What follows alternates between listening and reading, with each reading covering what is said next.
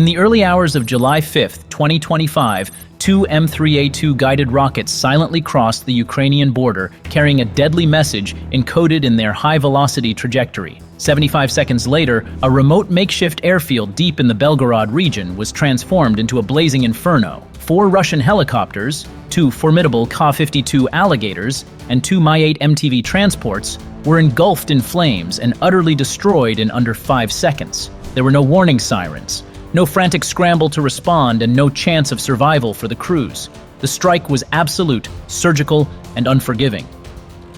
This was no ordinary artillery barrage. This was a carefully orchestrated strategic preemptive strike, scouted, adjusted, and executed with ruthless precision.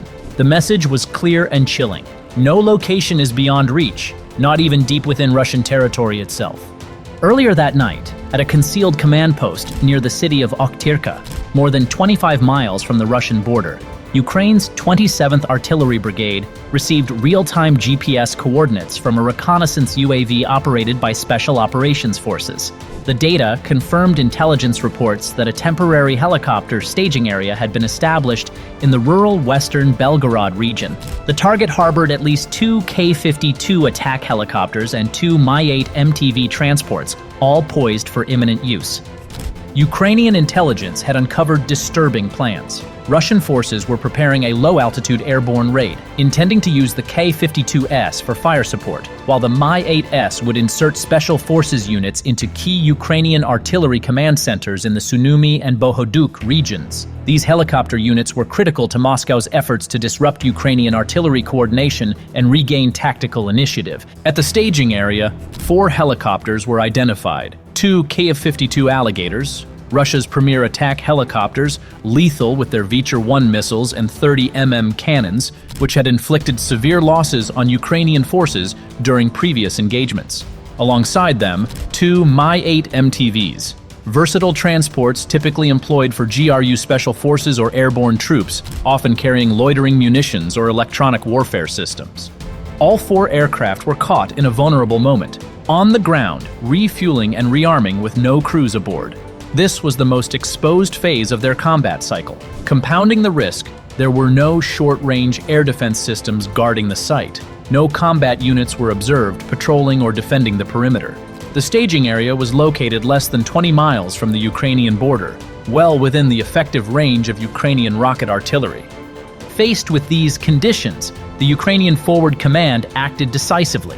At exactly 5:40 a.m., an order was issued to deploy the M142 HIMARS system, one of Ukraine's most mobile and accurate precision strike assets. The HIMARS launchers would be paired with M30A2 guided rockets fitted with devastating fragmentation warheads.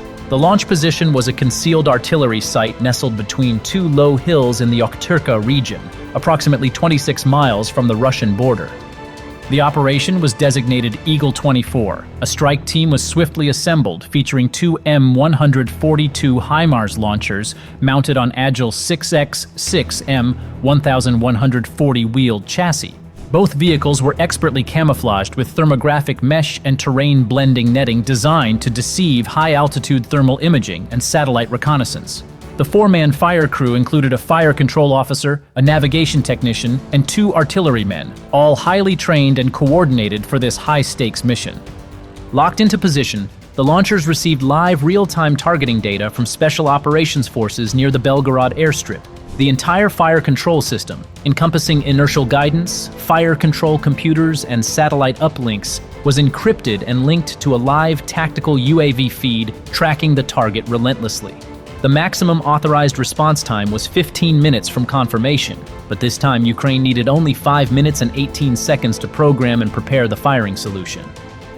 At 5 hours, 53 minutes and 38 seconds a.m., just over 4 minutes after the strike order was given, the fire mission was fully programmed. A semi-automatic firing configuration was established with a single officer designated to trigger the launch. Combat parameters were input with painstaking accuracy, firing azimuth set at 36.5 degrees northeast, launcher elevation optimized to 54 degrees for a quasi-ballistic trajectory. Environmental factors were meticulously accounted for. A light easterly wind at 8.5 miles per hour, ambient temperature at 35 degrees Fahrenheit, and visibility extending to 8 miles. The rockets chosen for this strike were M30A2 Guided Multiple Launch Rocket System (GMLRS) munitions, among the most precise and deadly artillery weapons ever deployed in combat. An upgraded iteration of the M30A1, the M30A2 warhead contained over 182,000 tungsten pyramid-shaped fragments engineered to neutralize exposed or lightly camouflaged targets across a wide area. Unlike traditional bunker-penetrating warheads, this fragmentation payload was designed to create a spherical kill zone over 330 feet in radius, capable of vaporizing any vehicle or personnel caught within its deadly blast footprint. At 54 minutes and 45 seconds past midnight, the fire control officer pressed the digital trigger. 2 M30A2 rockets launched in rapid succession, separated by just 1.66 seconds. They followed a complex 20-degree offset pincers trajectory, approaching the target simultaneously from the west-northwest and south-southwest. This approach was designed to overwhelm Russian radar defenses and maximize kill zone overlap on the tightly clustered helicopters. Within the first 2.7 seconds, both rockets accelerated to nearly Mach 3, then leveled off at Mach 2.2 along a semi-ballistic flight path. To evade detection by Russian low-altitude radars like the Podlet K-1 and Nebo-M, the HIMARS system fired from a low elevation, sending rockets through turbulent atmospheric layers where moisture, temperature gradients, and forest canopy reflections created a radar masking effect known as ground clutter camouflage.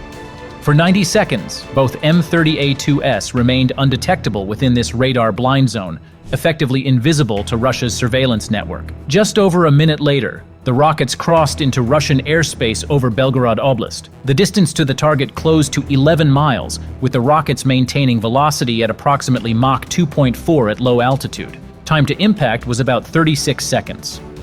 Throughout this terminal phase, the inertial navigation system was continuously updated by a LEA-100 tactical UAV flying at 7,000 feet south of the target zone. The UAV's live feed fine-tuned the strike error margin to under 8 feet, ensuring an unparalleled level of precision that would turn the helicopter staging area into absolute ground zero. At 55 minutes and 52 seconds, when the rockets were just 7,500 feet from the target, they switched into terminal attack mode. Their dive angle adjusted sharply to 38 degrees, maintaining velocity above 1,800 miles per hour, still Mach 2.4 at low altitude. While a single rocket strike would have sufficed to obliterate the temporary landing zone, Ukraine elected a twin strike protocol to guarantee the total destruction of all 4 helicopters beyond any chance of recovery. This was more than a destruction strike. It was a preemptive strategic blow designed to cripple Russia's ability to establish an airborne breakthrough corridor from Belgorod into the Sumy-Kharkiv axis. At 56 minutes and 2 seconds AM, the first rocket, designated M30201, approached from the south-southwest, targeting the narrow center gap between the 2 K-52 Alligators, each valued at over $16 million. The warhead carried 180,000 tungsten fragments, dispersed by a directional fuse, creating a lethal mushroom-shaped kill cone with a 230-foot radius. This blast zone obliterated everything in its path through overpressure and shrapnel shock. The explosion was instantaneous and devastating. Overpressure at ground zero exceeded 50 pounds per square inch, more than enough to rip apart the fuselage of the first K-52, sending its main rotor violently spinning and flying over 130 feet away. The second K-52 was hit by the side blast, flipped onto its side, and had its tail boom sheared clean off. Its engine ignited within 12 seconds, engulfing the wreckage in flames. Just 2 seconds later, the second rocket, the M30A202, approached the northern edge of the airfield where 2 Mi-8 MTVs were parked less than 40 feet apart. This rocket did not strike the ground directly. Instead, it detonated 30 feet above the surface in an airburst configuration. From the airborne explosion, a reversed conical shock wave blasted downward, striking the nose section of the first Mi-8, which had its side door open in preparation for mounting an S-8 rocket pod. The blast caused immediate structural failure, buckling the forward fuselage and visibly deforming the aircraft's frame. The overpressure exceeded 50 psi, rupturing the helicopter into dozens of flaming debris shards that scattered outward in chaotic radial trajectories. Less than a second later, the second Mi-8 caught fire from incoming shrapnel, triggering a secondary explosion nearly 3 times larger than the first. A fireball nearly 70 feet in diameter erupted, swallowing the entire parking area. The cockpit door was blown off the fuselage, landing almost 200 feet away. The main rotor, weighing nearly 660 pounds, was torn from its shaft and dropped straight through the tin roof of a nearby maintenance hangar, collapsing sections of the structure. What had been a sprawling 260-foot-long helicopter staging area was reduced to a field of smoldering flames and charred metal wreckage. 20 miles away, inside a concealed Ukrainian command shelter, a special operations unit monitored the strike through infrared cameras and short-range satellite links. On the screens, white-hot blobs expanded rapidly, turning orange as ground temperatures at the detonation center soared above 1,470 degrees Fahrenheit. Just 31 seconds after the final blast, Russian ground radar near Belgorod detected abnormal electromagnetic disturbances. But the warning came too late. By the time the systems picked up the sudden high-pressure zone, all 4 helicopters had already been incinerated, and the HIMARS unit had long since withdrawn from its launch site. At 56 minutes and 40 seconds, UAV imagery confirmed rotor fragments, landing gear, and steel underbelly panels scattered across a radius exceeding 330 feet. A piece of a Ka-52 tail fin was embedded in a spare fuel drum, which smoldered for over 40 minutes afterward. At 5 hours, 6 minutes, and 45 seconds AM, a steady voice came through an encrypted coordination channel near Bilopilya. Target group neutralized, heat signature dropped, area saturated. 5 minutes later, a Russian fire and reconnaissance unit arrived from a rear garrison 3 miles away. Their response was futile. Only scorched metal and a towering 660-foot column of smoke remained. No survivors, no aircraft to recover. By 5:30 a.m., the Russian Operational Command in Belgorod ordered a temporary freeze on all forward helicopter operations, including planned air support missions for Sumy and Kharkiv, which were on the verge of a counteroffensive. For the first 3 hours after the strike, the Russian Ministry of Defense remained silent. Military news channels issued only vague statements, describing an unidentified explosion near a northern rear logistics area. At noon, commercial reconnaissance satellites began releasing infrared imagery clearly showing thermal patterns consistent with a precision-guided rocket strike. The distinct fan-shaped fragmentation pattern bore the unmistakable signature of an M30A2 GMLRS warhead. Shortly afterward, Russian authorities officially acknowledged minor material damage at a temporary airfield. There was no mention of casualties or aircraft losses, yet independent imagery analysis soon exposed the full scale of destruction. 4 aircraft completely burned, 2 Ka-52 attack helicopters, and 2 Mi-8 MTVs. Core platforms for Russian airborne raids, reconnaissance missions, and ground fire support along the Kharkiv-Sumy axis. The Belgrade field base was one of 3 key Russian forward deployment hubs in the east. Its destruction, along with attached fuel and ordnance stocks, caused a 10 to 12-day disruption in Russia's low-altitude air support operations, creating a significant tactical gap in the Belgorod-Sumy defensive corridor and forcing a delay in Moscow's planned territorial expansion northwest of Kharkiv. This strike was a textbook demonstration of modern precision warfare. The M142 HIMARS system, originally designed for artillery support, had proven capable of destroying high-value rear-area targets with extreme accuracy, rapid deployment, and minimal cost. With a strike package valued at less than $10 million, Ukraine eliminated over $50 million worth of Russian combat hardware inside what Moscow had considered a secure rear zone. It was one of Ukraine's most successful tactical strikes of 2025, a dual-purpose blow neutralizing assault forces and logistics infrastructure, crippling Russia's flexible airborne operations before they even began.